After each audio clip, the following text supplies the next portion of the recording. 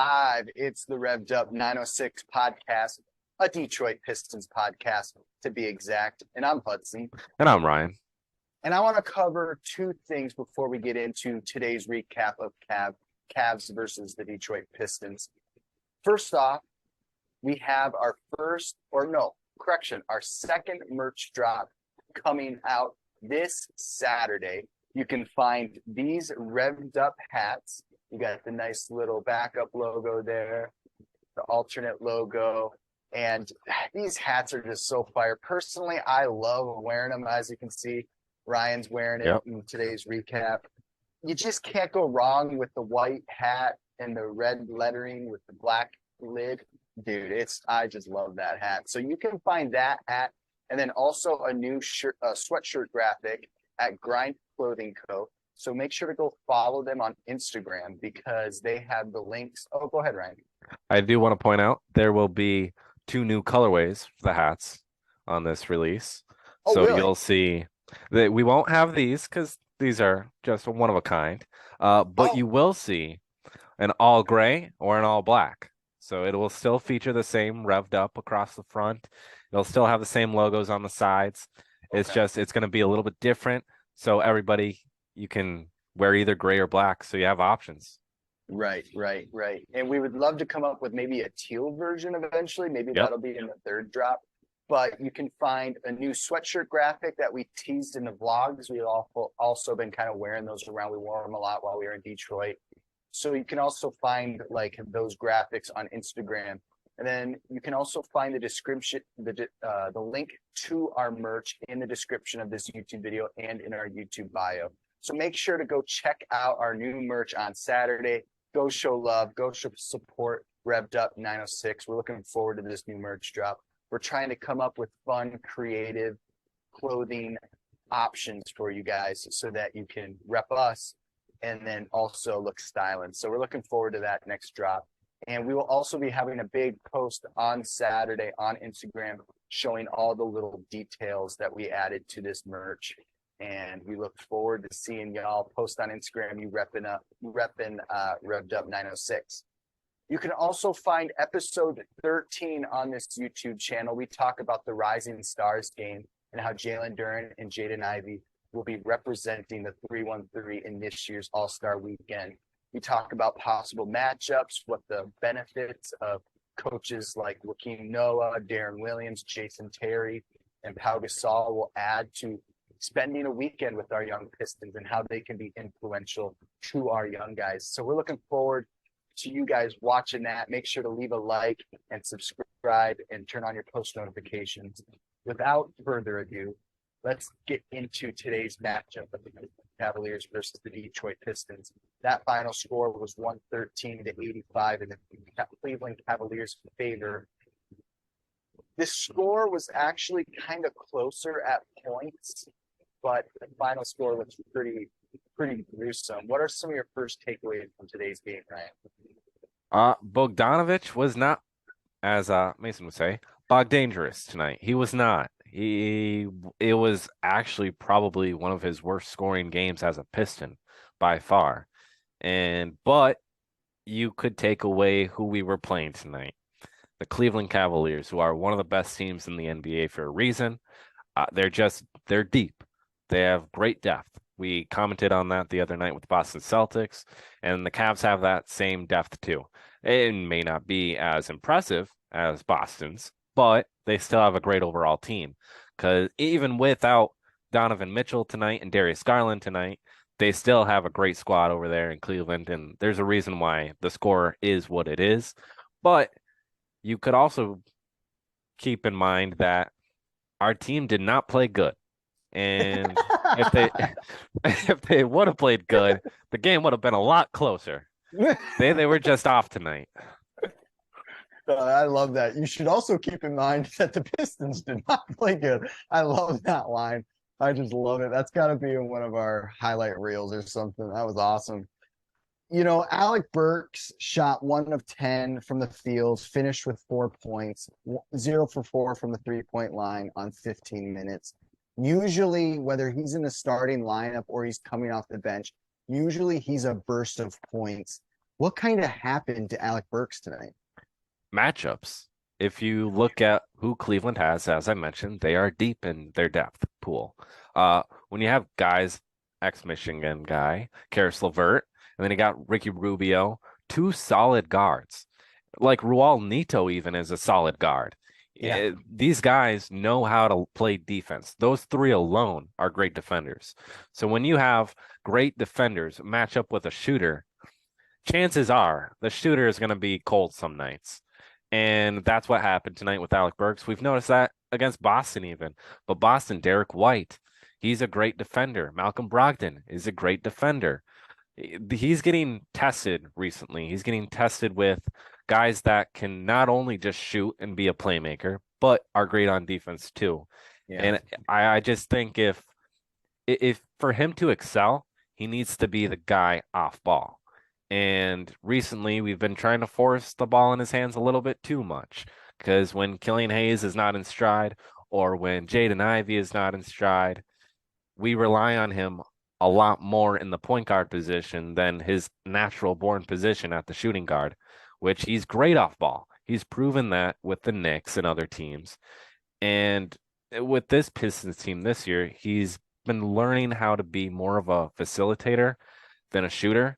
And it's pulling him away from who he is as a person and who he wants to be. And you can tell because, like, example, if he's not shooting as much one night, he's gonna maybe not be as consistent as he is the next night. It's all about consistency. If he's constantly playing the point guard position and being the facilitator, chances are he's not going to shoot the ball really well that night either. So it's really matchups on why he's playing this bad, and more of he needs to get used to being an every guy kind of player than just a shooter. Yeah, he needs to show some versatility because, you know, we've seen him the last couple of weeks be in the starting lineup. And then tonight he comes off the bench and only scores 4 points. He kind of has to be a guy that whatever Dwayne Casey asks of him, that's what he needs to be as a vet on this young team. And that's what Bojan has kind of proven throughout the season, even though he's been struggling these last couple of weeks. Alec Burks needs to start showing his versatility because apparently the Pistons have offered him a fat long-term contract, and it's not a real good sell coming out against the Cavaliers that are shorthanded with a couple guys resting tonight and then still only put up 4 points. Something I noticed when looking at the box score was the Pistons finished with only 32 rebounds to the Cavaliers 48. That just hurts. You know, you don't like to get out rebound by 16. That's just not the recipe for winning. I think obviously the Cleveland Cavaliers can kind of tip their hats to their centers tonight. Evan Mobley, Jarrett Allen had great stat lines. They really took advantage of a young Jalen Duren. I do think at times Jalen Duren held his own very well. He finished with 3 blocks, 9 rebounds. You really like to see that from Duren, and he talked about in his post-game conference that, you know, he looks forward to games like this to go against a great center tandem because he looks at it as just experience and a learning lesson for him. And I think that's the right mindset for this season. Yeah, and you go back to the Boston game recently. Robert Williams made a comment about him in the post-game conference, pretty much saying that he doesn't like playing against himself, and he sees himself in Jalen Duren. Hey, that's nice. That is a nice compliment because Robert Williams loves just getting boards. That's who he is. He loves being a shot blocker. He loves hitting the glass. He just loves that. And so when you have a guy like him recognizing Jalen Duren's game and how he's already doing this at 19/18 years old, that's just impressive. And then to go out to say, like, tonight, he let his presence be known-ish on the glass tonight. 9 boards is not a lot, but I'll take that. And I'll just take that in the sense of who we were playing tonight. Because you have Evan Mobley, you have Jarrett Allen, and then don't forget, they also have Dean Wade, who Dean Wade is no like scrub. He can go out there and hit the glass and he can get a shot or two. So when you factor in, and they also had Kevin Love, but when you factor in their overall bigs, they're gigantic. Like the Cavs are just huge in the paint.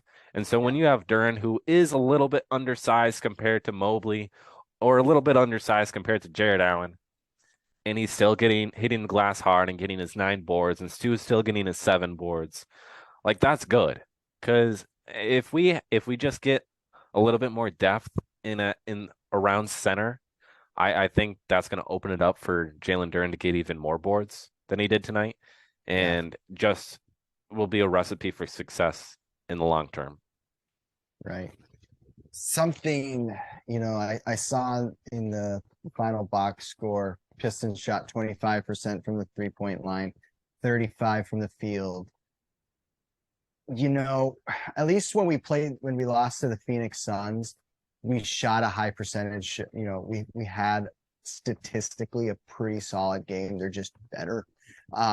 Tonight against the Cavs, we saw a team that was better, but then we also didn't meet them in the box score. So, that's kind of tough to see. A couple positives we can take away is that we've tied the Cavs with 8 steals per, and then we actually had more blocks. We had 5, Cavs had 4. So we showed that against a great shot blocking team like the Cavs, having the 2 big guys in the paint, that we can keep up statistically defensively, and how our defense in the paint, it's something to be worried about in the game plan. You can't, you have to watch for our big guys in the paint. Yeah, our guys like Duren can easily get a board and go back up. He's one of the best in the league at that. And that's kind of bold in the sense he's a rookie, but he is one of the best. And Stu doesn't go up immediately, and that's his one flaw that he really needs to work on. But if he just went up immediately, he's one of the strongest guys in the NBA by far. He may not be there with height and size, but he still has the size. Like he can body anyone. And so if he just went up and was more physical with his play, I think you're going to see Stu get 15 to 20 every night, or get 10 boards and average a double-double every night. If our guys are just more aggressive, like Duren already is, it's just going to be a recipe for success, because Mobley is not a bully ball kind of player. He's more of like, I'm going to beat you by hitting the fadeaway, or having a little hook shot, or hitting mid-range or 3. He's going to be an all-around player. Whereas like Duren or Stu are going to body them down in the paint and just bully them and make them foul and make them like just be all over them.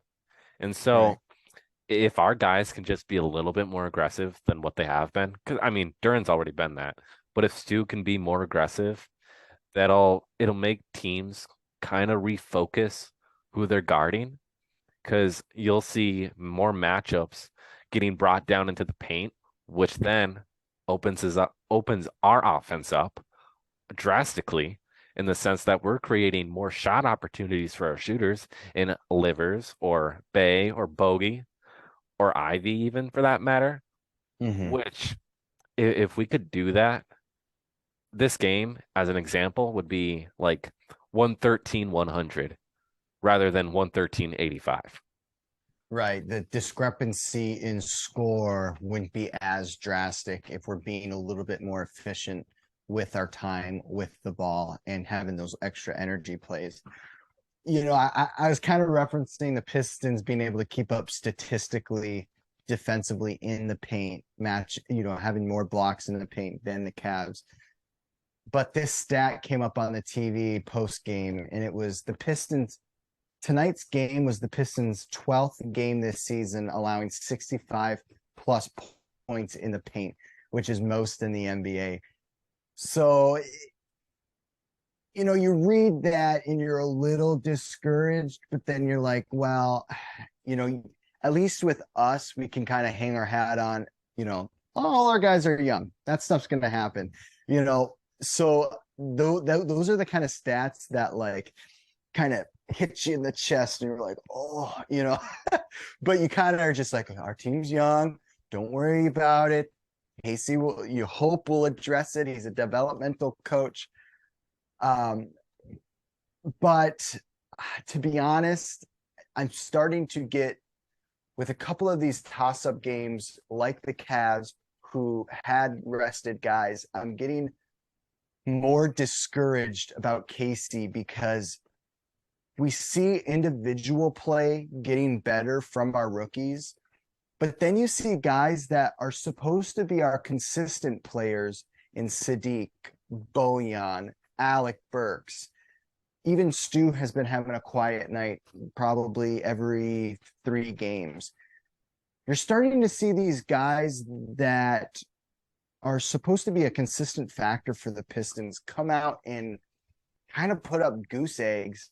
And that's when I start to think about, okay, what's our coaching like behind the scenes? Why is this happening? Are the guys supposed to motivate themselves, or is this, are they not being held accountable behind the scenes? Because I see a lot in the post game, Dwayne Casey defending a lot of his players, but is he just trying to protect his job? It's a very interesting dynamic seeing a team with a lot of young talent, but it's not correlating on the court. All right. So my takeaway. I know that's a lot to unpack. Yeah. No. I got this. Don't worry.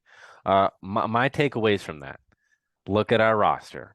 For one, we really only have 2 centers on our team.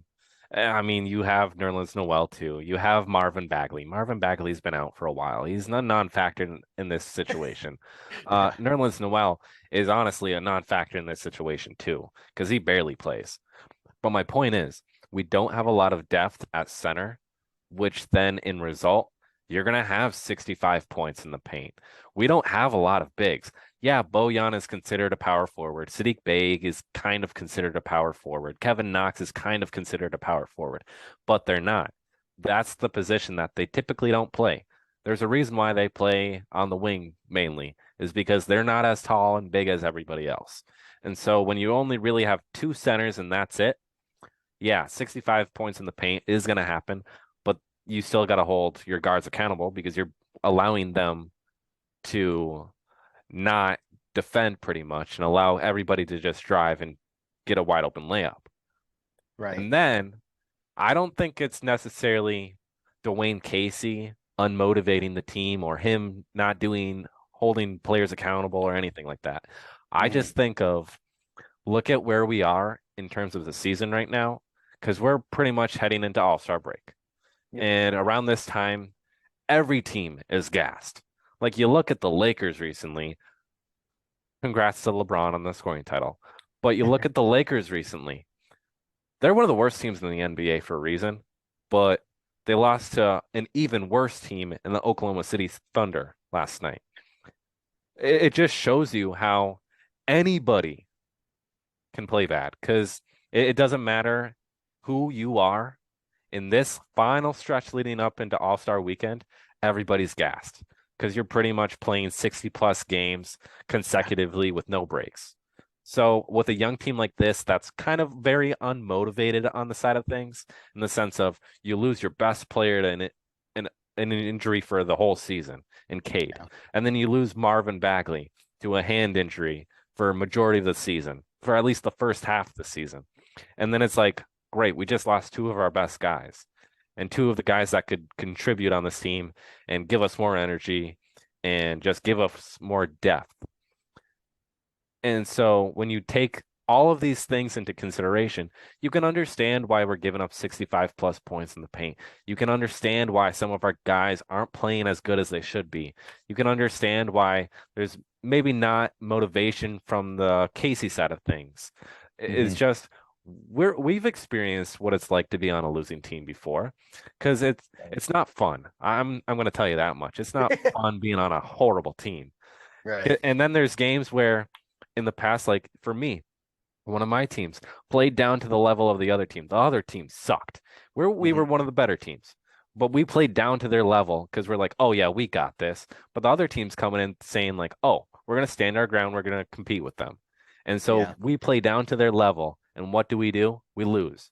And so when we have our team who is young and inexperienced compared to others, when we step down to levels of like the Houston Rockets, because the Rockets, let's be honest, they're worse than us. They're not Yeah. very good. Yeah. We're a much more talented and built team than the Rockets. We're a much more talented and built team than the Hornets. And we're the same thing with the Spurs. Now, do all these teams individually have great players? Yes. But we can't allow our team to play down to their levels because that's only going to diminish what we've accomplished thus far and what we will continue to accomplish. Right, right. I think that's a great point. I think it comes down to maybe Casey's not the best motivational coach, but we're coming to the All-Star break. It's been a grind up to this point. Let these guys, I think, have a week and a half off. Yep. Just let them take that week and a half off. Let's reconvene after the All-Star break and kind of see where things go. And I'll be interested to see the first 5 games coming back from All-Star break and see what the difference is. I'm not necessarily blaming Dwayne Casey, but it's just times like this and a brutal loss where you're just kind of mowing through your head of, okay, where did things go wrong? And I think it's always good to question your head coach to make sure you're checking them up and you're like, okay, well, what is he saying in the post-conference interview? What is he working on in the game plan? What do we see the Pistons coming out with on the court? And, so I think it's always good to kind of keep on a lookout of your head coach because it's just such a crucial part of the NBA is coaching and keeping guys focused and motivated. That will do it for today's Revved Up recap. The final score of tonight's game was 113 in the Cavaliers and to 85 for the Detroit Pistons. Stay out on the lookout for our merch drop Saturday. Find Grind Clothing Co. on Instagram, and the links to the new merch will be in the link below and in our YouTube bio. Make sure to like and subscribe. Turn on your post notifications. We will see you guys in the next Revved Up recap. Peace.